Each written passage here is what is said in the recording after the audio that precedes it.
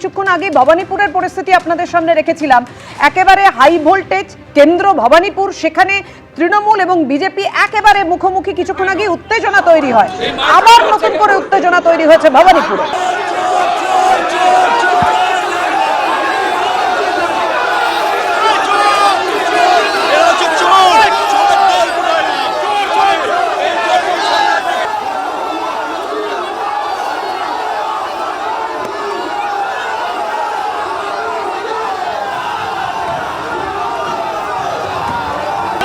আপনারা দেখেছেন বিকেলে যখন থেকে প্রচার শুরু হয় একেবারে দফায় দফায় উত্তেজনা তৈরি হয়। একে অপরের বিরুদ্ধে মাইক বন্ধ করে দেওয়ার অভিযোগ, তার স্বরে মাইক বাজানো হয়েছিল, সেই অভিযোগ করেছেন শুভেন্দু অধিকারী যখন তিনি প্রচার করছিলেন। একই অভিযোগ করেছে তৃণমূল।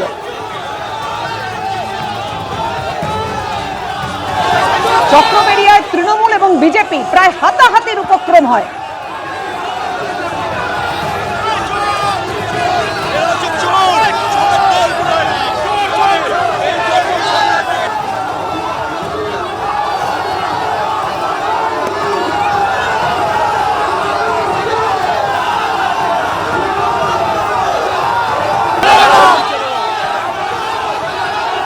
বিজেপির সভা থেকে মাইকের আওয়াজ তৃণমূলের সভার দিকে যাচ্ছিল, সেই কারণে মমতা বন্দ্যোপাধ্যায় সভা বন্ধ করে চলে যান। এরপরে তৃণমূল কংগ্রেস কর্মীরা বিজেপির যেখানে সভা হচ্ছে সেখানে এসে উপস্থিত হন এবং স্লোগান পাল্টা স্লোগান চলতে থাকে। একদিকে তৃণমূল কংগ্রেসের সমর্থকরা, অন্যদিকে বিজেপির সমর্থকরা। তুমুল উত্তেজনা ভবানীপুরের 70 নম্বর ওয়ার্ডে, এবং আমরা দেখতে পাচ্ছি একদিকে পুলিশের ব্যারিকেডে বিজেপির সমর্থকেরা, অন্যদিকে দাঁড়িয়ে রয়েছে তৃণমূল কংগ্রেসের সমর্থকেরা। তারাও স্লোগান দিচ্ছেন মমতা বন্দ্যোপাধ্যায়ের নামে।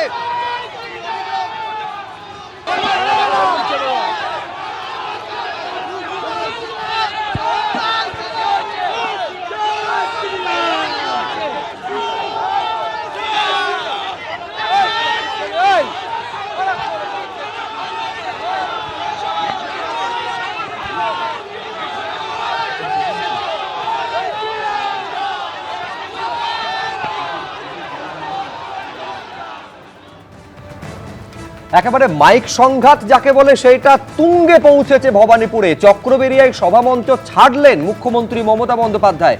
আপনারা জানেন যে বিকেলে শুভেন্দু অধিকারীর প্রচার ছিল, সেখানে তৃণমূল তারস্বরে মাইক বাজায় বলে অভিযোগ। এরপর সন্ধ্যেবেলা যখন মমতা বন্দ্যোপাধ্যায় সভা চলছিল সেখানে বিজেপি তারস্বরে মাইক বাজায়। কি বলেছেন মমতা বন্দ্যোপাধ্যায় শুনুন। মমতা বন্দ্যোপাধ্যায় অভিযোগ করছেন, এই অসভ্যতামি আমি করতে পারবো না, এটা খুব অপমানের। আমরা অনুমতি নিয়ে মিটিং করছি, তারস্বরে ওরা মাইক বাজাচ্ছে, আইনি পদক্ষেপ নেব আমি বলে হুঁশিয়ারি দিয়েছেন মমতা বন্দ্যোপাধ্যায়।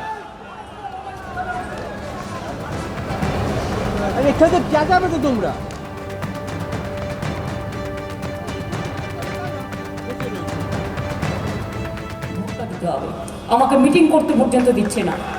আমাকে মিটিং করতে আমি পারমিশন নিয়েছি অফিসিয়ালি, তাও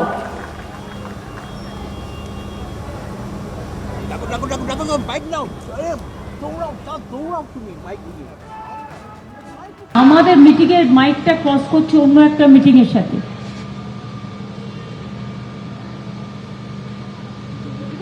এটা তো হতে পারে না। আমি অনুরোধ করব, এখানে যারা আমরা অফিসিয়াল পারমিশন নিয়ে করছি।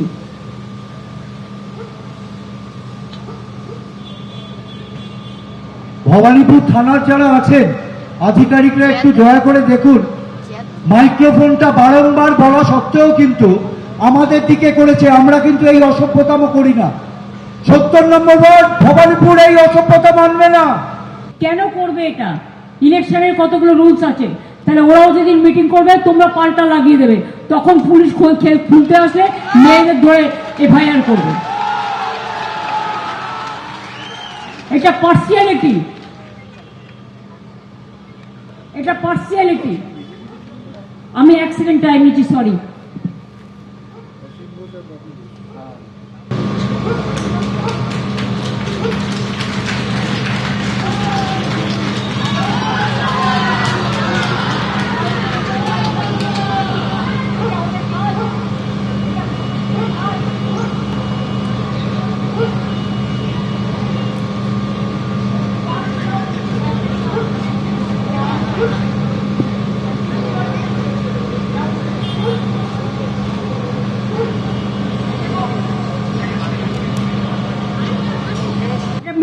পক্ষে করা সম্ভব বলুন তো পারমিশন নিয়ে? এবার আপনারা বলুন। সাধারণ মানুষ দেখতে পাচ্ছেন, I have taken all official permission. After that, you see the attitude. Whatever they are doing forcefully to capture Bengal, this is wrong. If they do it in my constituency, I was not here about 1 month. I was in Bengal. I was contesting, I was campaigning for my 200 seats, and Abhishek also campaigning for about 100 seats out of 294. And if they behave like this, I am sorry. I have to take my legal action, and I will do that. তাহলে বুঝতে পারছেন পায়ে পা লাগিয়ে ঝগড়া করার, এই দেখুন সামনে চিৎকার করছে যাতে মিটিংটা করতে না পারি। মা ভাই বোনেরা আমায় ক্ষমা করবেন, আমি আপনাদের সবার কাছে ক্ষমা চেয়ে নিচ্ছি। আমি কালকে এখানে র্যালি করে দেবো। আমি এই অসভ্যতামিটা করতে পারবো না, এটা খুব ইনসাল্টিং, এটা খুব হিউমিলিয়েশন। আমি আপনাদের নমস্কার জানিয়ে আমি বিদায় নিচ্ছি। আমায় ক্ষমা করবেন, যদি পারেন ভোটটা আমায় দেবেন, আমার সিম্বল নাম্বার 2। বাট এর প্রতিবাদে আপনাদের কিন্তু ভোটটা দিতে হবে। আমাকে মিটিং করতে পর্যন্ত দিচ্ছে না। আমাকে মিটিং করতে আমি পারমিশন নিয়েছি অফিসিয়ালি, তাও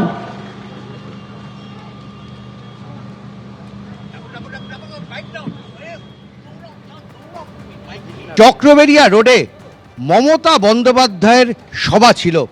মমতা বন্দ্যোপাধ্যায় এখানে বক্তব্য রাখার শুরু করার সঙ্গে সঙ্গে দূর থেকে আরেকটা মিটিংয়ের আওয়াজ ভেসে আসে এবং সেটা বিজেপির কোনো মিটিং।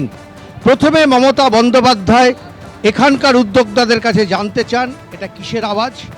এরপর মমতা বন্দ্যোপাধ্যায় একাধিক ফোন করেন এবং তারপর কোনো এক আধিকারিককে ফোন করে মমতা বন্দ্যোপাধ্যায় বলেন যে দেখুন এইভাবে মাইকের আওয়াজ এখানে ভেসে আসছে, এই অবস্থায় আমাদের পক্ষে মিটিং করা সম্ভব না।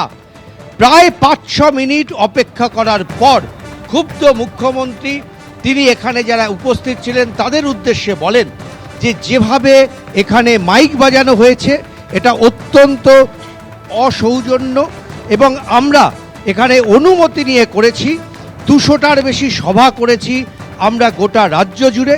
এখানে শুধুমাত্র আমার নিজের কেন্দ্রে আমি সভা করতে এসেছিলাম, কিন্তু যে ঘটনা ঘটলো সেটা কিন্তু একেবারেই উচিত না।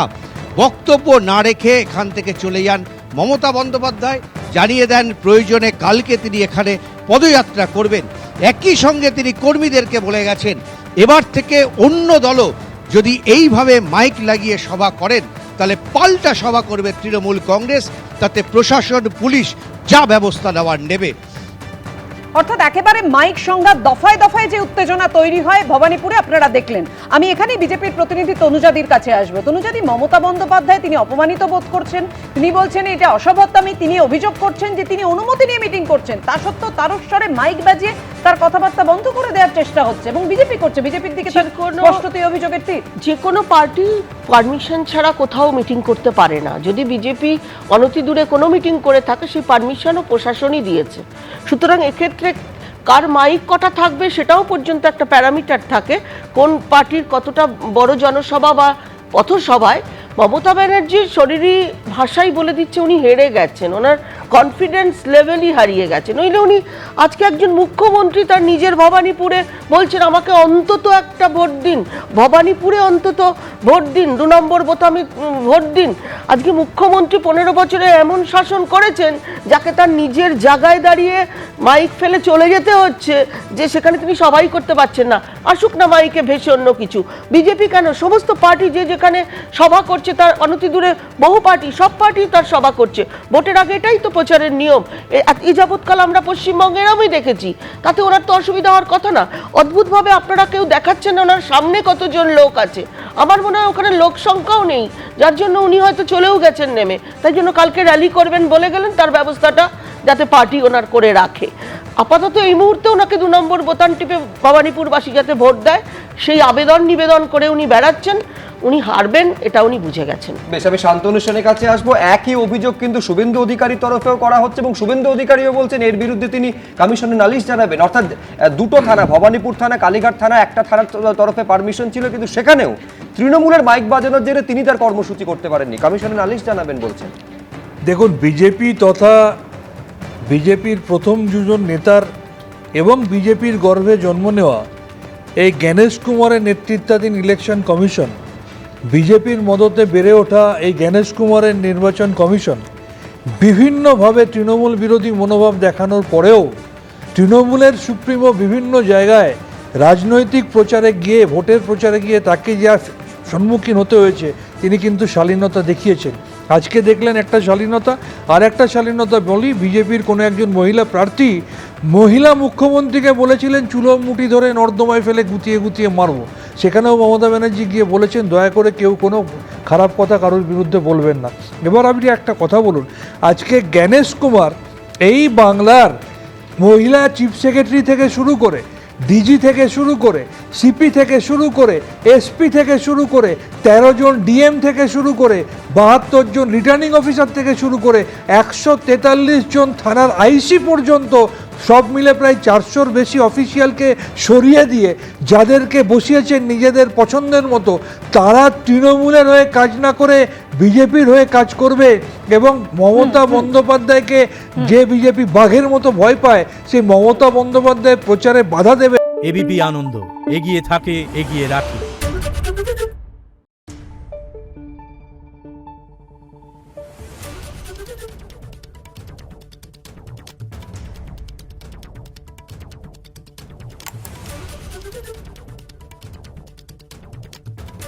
Thank you.